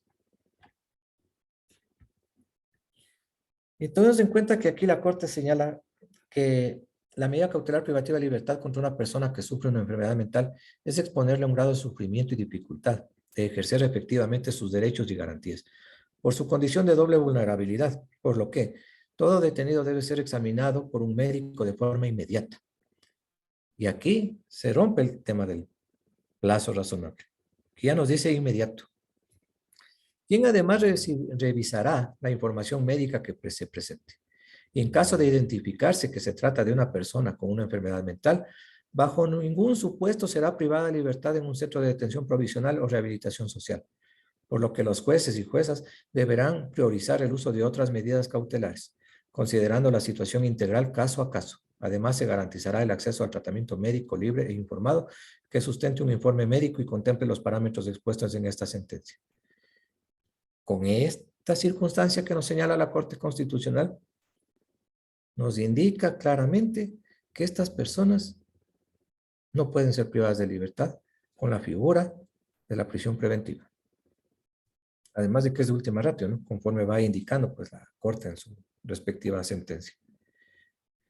Claro, nos dice también caso a caso, que no todos son iguales. Puede ser un hurto, puede ser una tentativa de asesinato, puede ser un femicidio, una violación. Y claro, ahí es el tema, caso a caso. Y la circunstancia especial, la conmoción social que causa. Pero si esta persona me demuestra en audiencia que realmente sufre una enfermedad mental, esquizofrenia especialmente, como en el caso, por más circunstancia de conmoción social que existe, no puedo. La Corte nos señala claramente. Deberán priorizar el uso de otras medidas cautelares. Y claro, para eso están las medidas establecidas en el artículo 522. Tenemos varias ahí.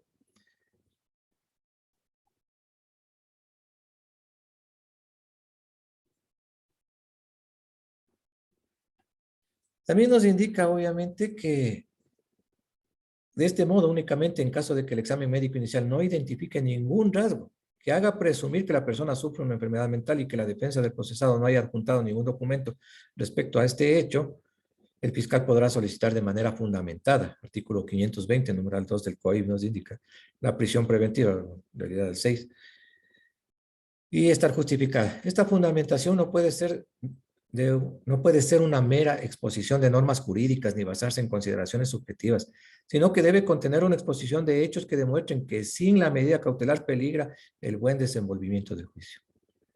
Lo que les indicaba. No únicamente hay que referir, como alguna vez me dijeron, está reunido los requisitos del 534. No, tiene que haber un desarrollo de cada uno.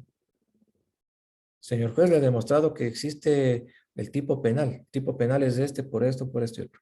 El grado de participación está identificado de esta manera porque él, al hacer estos hechos, esta forma de proceder, hizo esto. Autoría. Señor juez, ¿la pena supera el año? Sí, en verdad supera el año, porque si es encontrado culpable, va a ser sancionado con de 1 a 3 años, de 5 a 7 o lo que sea. Es fundamental que él comparezca a juicio, porque si él no comparece a juicio, puede huir del lugar. Y ahí viene el resto de circunstancias que les indicaba anteriormente. Se va a escapar por vía terrestre, va a coger un avión, va a salir del país porque él es acostumbrado a viajar cada semana. Hay que retirarle su pasaporte, hay que poner esa prohibición de salida del país. Hay que ponerle prohibición de presentación todos los días, señor juez, para garantizar que no se nos fugue. Esas circunstancias todas tienen que ser motivadas. Porque no es solo de decir, quiero presentación los lunes, miércoles y viernes. Pero ¿por qué quiere los lunes, miércoles y viernes? ¿Por qué mejor no martes, miércoles y jueves? Todo tiene que ser sustentado y motivado.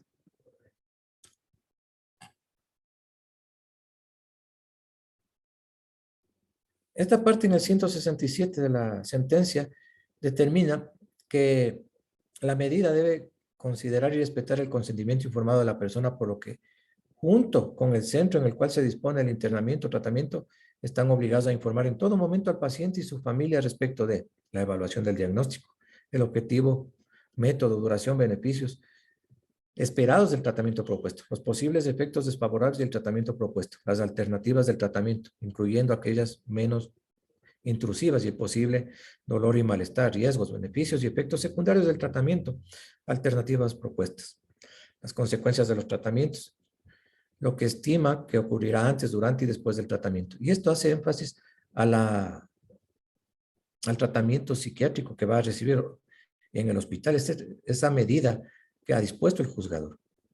Como no le dicté prisión preventiva y ordené este internamiento, esta institución debe cumplir con todos esos parámetros de información.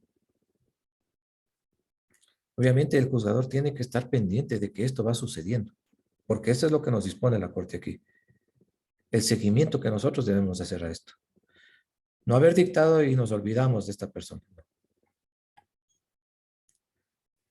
Y además hay que tomar en cuenta también esto, que una vez que se cumple con el tiempo establecido la medida de seguridad, el paciente debe salir del internamiento inmediatamente, sin requerir orden judicial. Caso contrario, se constituirá en un internamiento forzado, a menos que su médico tratante, a través de un informe sustentado, solicite a la autoridad judicial competente la continuidad del internamiento. Ahora, ¿por qué la Corte también señala este particular? Porque en muchos de los casos de internamiento, dentro de los casos en análisis, dispusieron el internamiento, pero no dijeron cuánto va a durar. En otro de los casos, dispusieron que se le cambiaba la medida, perdón, la pena impuesta ya en sentencia de 4 años y picos y que los cumpla en un centro especializado de estos, la pena. Cuando realizan la evaluación respectiva a los médicos de las instituciones, determinan que ellos no tienen por qué estar privados, internados, porque con un buen tratamiento pueden realizar ambulatoriamente su vida, con la medicación correcta y el acompañamiento respectivo de sus familiares. Por eso es importante que la medida de seguridad que adoptamos nosotros como juzgadores sí tenga temporalidad. Nosotros tenemos que decir, entonces se acoge la medida de prisión preventiva en este caso, a pesar que tampoco cabe ni siquiera el inicio de una instrucción, pero se dispone el internamiento de esta persona en base a lo que tengo en este momento como documentación por unos 3 meses, por ejemplo. Y que en estos 3 meses se me vaya informando semanalmente, quincenalmente, para ver cómo va la evolución. Y ahí, obviamente, indicaré, si estoy satisfecho con lo que me llega de los peritos respectivos, la salida ya de esta persona de este centro. Caso contrario, prolongaremos esta circunstancia. Ahora, si cometo el error de olvidarme de esta persona, el centro respectivo me va a requerir, dice también, si es que ellos consideran necesario que se amplíe ese tiempo. Caso contrario, la obligación de ellos es dejar en libertad. En uno de los casos de aquí analizados, la persona fue puesta en libertad porque el centro respectivo decidió hacerlo así. Esa persona no aparece. ¿Quién será responsable de esta desaparición? La Corte no lo dice tampoco, simplemente lo deja ahí. Tal persona estuvo internada, cumplió, salió del centro y hasta la fecha no se sabe de su paradero, indica la Corte. Circunstancias a las que tenemos que estar muy al pendiente nosotros también. Bien, finalmente, después de todo esto, la Corte determina que como reparación integral en torno a esta determinación de violación de derechos por haber sido privadas estas personas con una enfermedad mental, considera lo siguiente, y esto lo hace de conformidad al artículo 86, numeral 3 de la Constitución, en concordancia con el artículo 6.1, 18 de la Ley Orgánica de Garantías Jurisdiccionales y Control Constitucional, y le corresponde establecer la reparación. Señala que dado que en la actualidad todos los accionantes han sido declarados inimputables y ninguno de ellos se encuentra detenido en un centro de rehabilitación social, no es posible dictar medidas de restitución. Porque, por lo que, para reparar las afectaciones a los derechos de libertad, de integridad personal y salud mental de David Piñas Delgado González, Julio Néstor Chávez Dávila, Kevin Alexander Coronel Quintuña e Iván Fernando Bustamante Ojeda, esta Corte ordena las siguientes medidas de satisfacción y no repetición. Como medidas de satisfacción, determina disculpas públicas por parte del Consejo de la Judicatura. Y esto lo hace que en el término de un mes, contados de la notificación de la sentencia, se emitirá un comunicado para cada uno de los accionantes y que deberá ser directamente notificado a ellos. Dice que se publique también la sentencia en la página web institucional. Nosotros vemos casi a diario prácticamente en la página web de la función judicial múltiples realizaciones de disculpas públicas, varias sentencias. Y claro, también le ponen, ¿no?, cómo tiene que ser esta medida. Además, también disponen una medida de compensación debido a que existe un daño inmaterial producido a los accionantes, por cuanto fueron privados de su libertad de forma ilegal y arbitraria, sin tomar en cuenta sus condiciones particulares respecto a su salud mental. Y la reparación económica, obviamente, la determinan en $5,000 americanos, pagaderos a cada uno de ellos. Que el Consejo de la Judicatura pague, les dice. Pero le deja en libertad al Consejo de la Judicatura para que inicie el procedimiento de repetición. Y esta es la parte que a nadie nos gusta. Porque de pronto está bien que declaren que ha sido ilegal, ha sido arbitraria una aprehensión, una privación de libertad de una persona, que nos observen a nosotros como juzgadores, nos llamen la atención. Pero el momento que disponen esto y con derecho de repetición, ahí sí ya no es agradable. Por lo menos llega ahí, porque no es que indica tampoco que se inicie sumarios ni cosas así, porque podríamos perder hasta nuestros puestos en esos momentos. Pero esto es algo muy importante que debemos tener en cuenta. ¿Qué sucede cuando cometemos algún error? Dentro de esta sentencia existe un voto concurrente del doctor Ramiro Ávila Santamaría. El voto concurrente es muy interesante, muy interesante. Pero principalmente me gustó lo que señala en numeral 29 de este voto concurrente. Y dice que la sentencia con toda claridad establece que se debe priorizar las medidas cautelares no privativas de libertad y bajo ningún concepto ordenar su internamiento en un CDP o centro de rehabilitación social. Si no existe esta priorización y no se toman medidas alternativas a la privación de libertad, la privación de libertad a este grupo de personas resulta ilegal y arbitraria. Además, establece claramente que se priorizará el tratamiento ambulatorio, así como el fortalecimiento comunitario y familiar, antes que el internamiento hospitalario. Importantísimo porque nos recalca que no hay que privar de libertad a estas personas con estas características. Nos establece también la característica del tratamiento ambulatorio, y esto porque así lo determina un perito, una persona entendida en esa materia. Y esta última parte, que también debemos preferir el fortalecimiento comunitario y familiar, inclusive hasta antes que el internamiento hospitalario, nos dice. Se nos dice, señores jueces, ustedes, prisión no. ¿Quieres internarle en un hospital? Está bien, pero analiza también que esta persona, la familia sí tiene las posibilidades de mantenerlo en casa. Puede costear un enfermero, una enfermera privada. Tiene toda la facultad económica como para tenerle con toda su medicación ahí. Eso nos dice que tengamos en cuenta.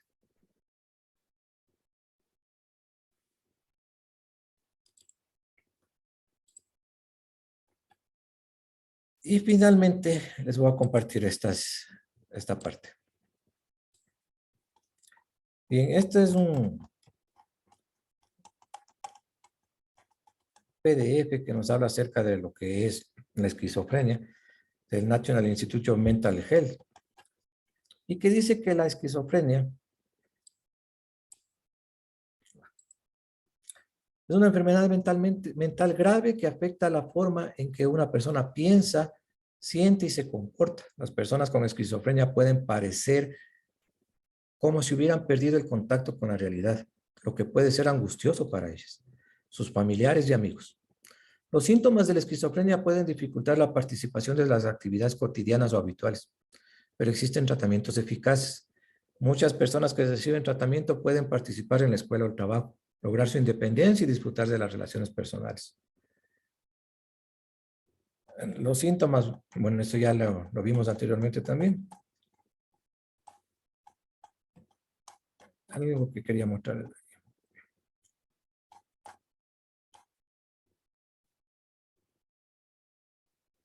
Esta parte de aquí quería indicarles que no debe dejar de tomar un medicamento sin hablar primero con un médico u otro proveedor de atención médica. Su proveedor de atención médica trabajará con usted para ajustar su plan de tratamiento de una manera segura y eficaz. Algunas personas pueden necesitar probar varios medicamentos antes de encontrar el que mejor les funcione, por lo que es importante continuar con el tratamiento y mantener la esperanza. Qué importante es esto. Determina que son personas que tienen problema mental. Determina que son personas que necesitan medicación y sobre todo personas que necesitan de ayuda. El momento que dice que mantengan la esperanza, no solo está dirigido para ellos, está dirigido para todos quienes rodean a esta persona, en cualquier circunstancia que ella sea.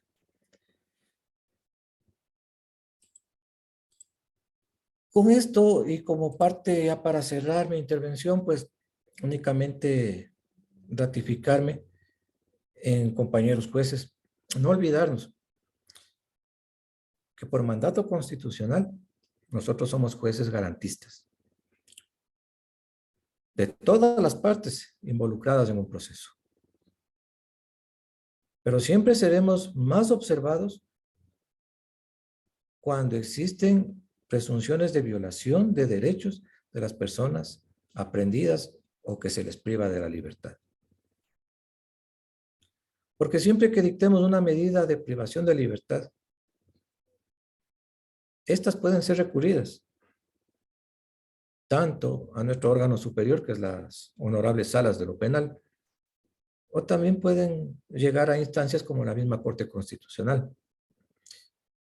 Y ahí es donde vamos a ser observados.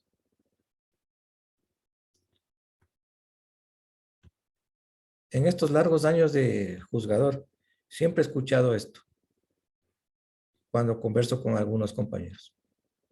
¿Por qué hizo esto, compañero? No, es que no pasa nada. Aquí no reclaman. No, ellos no dicen nada. ¿Y cuando reclaman? ¿Y cuando acceden a la administración de justicia ejercitando sus derechos? Pasan estas cosas que nos declaran violaciones de los derechos.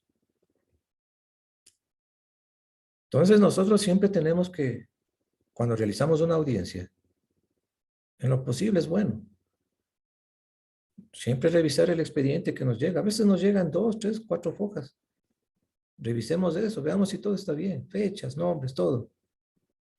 Y veamos si es que hay la presunción de que esta persona tal vez pueda ser enferma mental. Y si hay la presunción, inmediatamente ya realizar las acciones pertinentes previo a la instalación de la audiencia. Porque lo más triste es enterarnos de ciertas cosas ya en audiencia, ya cuando se nos acabe el tiempo.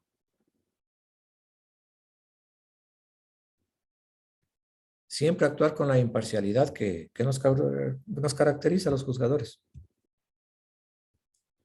Nunca hay que bajar inclinados la balanza. Porque a veces pensamos y decimos, no, este ya ha cometido un asalto a mano armada en el bus. Sí, pero ¿cuáles son las circunstancias que tal vez provocaron aquello?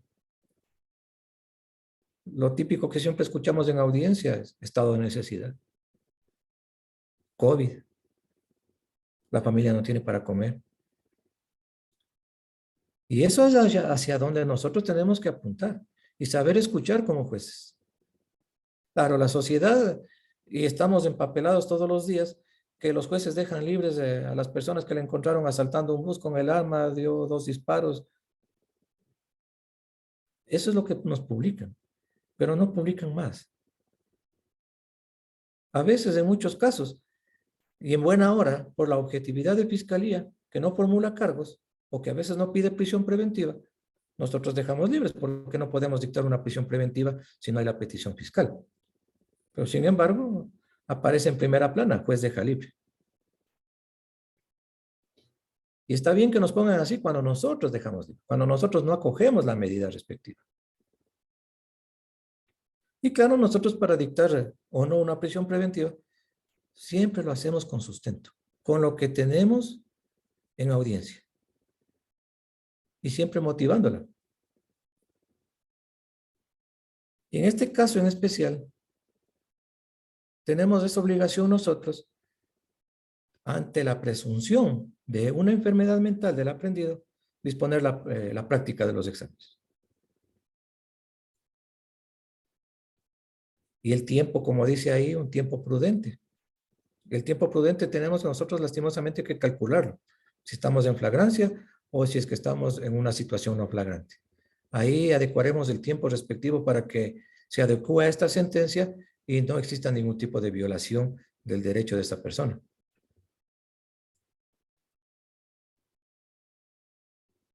También tenemos que ver claramente que ya esta sentencia nos indica que no debemos privar de la libertad a estas personas. Peor aún, remitir a un centro de detención provisional hasta que tal vez me lleguen los informes. No, eso no debemos hacerlo. Y también tenemos que estar pendientes, tenemos que hacer un seguimiento. Si ordenamos la medida de internamiento a esta persona, debemos estar preocupados de cómo está avanzando esta circunstancia. Para que en el efecto pertinente disponer ya su libertad de esta persona, disponer la salida, no la libertad, la salida de este centro hospitalario. O caso contrario, también disponer pues que siga internado por un tiempo más. Estimados compañeros, les agradezco mucho su atención. Considero es el aporte que puedo hacerlo en torno a la disposición de la Corte de socializar esta sentencia constitucional. Muchísimas gracias. Doctorita Angelia, tiene usted la palabra. Muchísimas gracias. La Escuela de la Función Judicial le agradece al doctor Óscar Alfredo Cova Vallas por la socialización de la sentencia de Corte Constitucional número 0007-18-JH de 27 de enero de 2022 sobre la acción de habeas corpus para personas con enfermedades mentales, la prisión preventiva como última ratio y la medida de seguridad a favor de las personas declaradas inimputables. A los participantes nos permitimos recomendarles estar al pendiente de sus correos institucionales, medio por el cual se les remite toda la información pertinente a los procesos académicos que se realizan. Les esperamos el próximo viernes 10 de junio desde las 15 horas para continuar con la segunda videoconferencia de este curso, donde se desarrollará la temática excepcionalidad de la prisión preventiva con ponencia de la doctora Carmita Dolores García Saltos, jueza de Corte Provincial. Igualmente se les enviará por correo la convocatoria con los datos de conexión para ese nuevo evento. Nuevamente, reiterarles el agradecimiento de contar con su participación y asistencia en estos despliegues gratuitos que se ofrecen a la comunidad jurídica del país y mencionarles que si tienen preguntas pueden escribir al correo escuela.judicial@funcionjudicial.gov.es. Muchísimas gracias nuevamente, doctor. Y les esperamos a los participantes del próximo viernes a las 3 de la tarde. Se da por concluido el evento y procedemos al cierre de la sala. Hasta pronto.